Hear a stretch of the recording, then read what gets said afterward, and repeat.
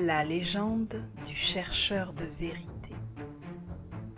Imaginez un monde où deux forces invisibles se livrent une bataille éternelle pour l'âme humaine.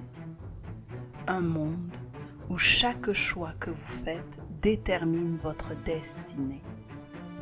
Aujourd'hui, je vais vous révéler une légende ancienne qui pourrait changer à jamais votre perception de la réalité. Cette histoire nous vient d'un homme qui a tout sacrifié pour découvrir la vérité. Un homme qui est passé des sommets du succès aux abîmes de la remise en question pour finalement trouver la lumière. Si vous cherchez des réponses aux questions profondes de l'existence, restez jusqu'à la fin. Cette vidéo pourrait être le déclic que vous attendiez. Il était une fois, dans un temps pas si lointain, un texte fut écrit, mais pas n'importe quel texte, un avertissement transmis par ceux qui avaient percé le voile de l'illusion. L'auteur de cette sagesse ancienne nous met en garde dès les premières lignes. Ces mots s'adressent aux chercheurs de vérité, pas aux curieux, pas aux sceptiques, aux chercheurs. Car voyez-vous, selon cette légende, notre monde est divisé entre deux réalités incompatibles, deux chemins qui mènent tous deux vers l'évolution humaine, mais par des moyens radicalement opposés. D'un côté, le chemin de lumière, celui de l'évolution consciente, de l'autre, le chemin d'ombre, celui qui passe par l'involution et la souffrance. Et voici ce qui est fascinant. Il n'y aura jamais de conciliation entre ces deux mondes.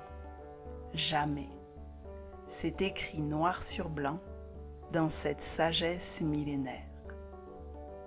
Entre eux s'étend un gouffre, et nous, pauvres humains, nous devons choisir notre camp. Mais comment faire ce choix quand personne ne nous a jamais expliqué qu'il existait? Et surtout, quand le chemin d'ombre paraît lumineux. Laissez-moi vous raconter l'histoire extraordinaire d'un homme dont le parcours illustre parfaitement ce conflit entre les deux mondes. Cet homme était un prodige. Dès l'adolescence, il excellait dans tout ce qu'il touchait. Sculpture, architecture, psychologie. Partout où il posait son regard, le génie semblait s'épanouir. Ses professeurs le considéraient comme un génie. Les maisons d'édition reconnaissaient son talent d'écrivain. Il possédait une grande villa dans un quartier prestigieux. Ses voisins étaient des personnalités influentes. Le succès, la reconnaissance, l'argent, le statut social. Il avait tout ce que notre société moderne considère comme les marqueurs de la réussite. Mais voici où cette légende devient fascinante. Plus il réussissait, plus une petite voix à l'intérieur de lui criait de plus en plus fort. « C'est faux, c'est du vent, ce n'est pas la sagesse. » Vous êtes-vous déjà trouvé dans cette situation? Avoir tout ce que vous pensiez vouloir, mais ressentir au fond de vous que quelque chose cloche terriblement. Mettez un pouce si vous avez déjà vécu cette expérience troublante. Notre héros tenta d'abord de calmer cette voix intérieure en réorientant sa carrière vers la spiritualité. Méditation, enseignement spirituel, écriture sur l'éveil. Il pensait avoir trouvé la solution. Mais le destin avait d'autres plans. Un jour, par hasard, mais y a-t-il vraiment des hasards dans ces histoires anciennes? Sa femme découvrit quelque chose. les héritiers de la sagesse et la ronde du soleil. Ce qui se passa ensuite dépasse l'entendement. L'archange Raphaël, oui, vous avez bien entendu, lui révéla par une succession de prises de conscience radicales et particulièrement douloureuses l'ampleur de son égarement. Imaginez, vous réalisez soudain que tout ce en quoi vous croyez, tout ce pourquoi vous avez travaillé, toute votre identité n'était qu'illusion. Mais que feriez-vous dans une telle situation, vous ? La réaction de notre héros fut aussi radicale que sa prise de conscience. Il ferma son cabinet de psychanalyste, il quitta sa grande maison, et voici le plus symbolique, il brûla son manuscrit pour être sûr de ne jamais le publier. Tout sacrifier, tout abandonner, repartir de zéro. Dans notre société obsédée par l'accumulation et le statut, cet acte peut sembler fou. Mais selon cette sagesse ancienne, c'était la seule voie vers la véritable liberté.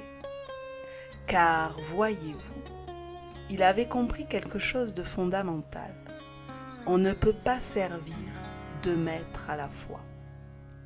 On ne peut pas naviguer entre les deux mondes sans choisir. À quoi seriez-vous prêt à renoncer pour découvrir votre véritable nature? Prenez un moment pour y réfléchir. Mais cette histoire ne se termine pas dans le renoncement. Elle se transforme en renaissance. Après plusieurs années de digestion, c'est le terme qu'il utilise, de ces prises de conscience, notre héros écrivit un nouveau livre, mais cette fois sans prétention, sans orgueil, cette fois avec la vraie sagesse. Et c'est là que réside l'enseignement le plus profond de cette légende. Parfois nous devons mourir à ce que nous croyons être pour renaître à ce que nous sommes vraiment. La vraie spiritualité n'est pas un ajout à notre ego. Elle est la dissolution de cet ego dans quelque chose de plus vaste. Alors que nous enseigne cette légende sur notre monde moderne?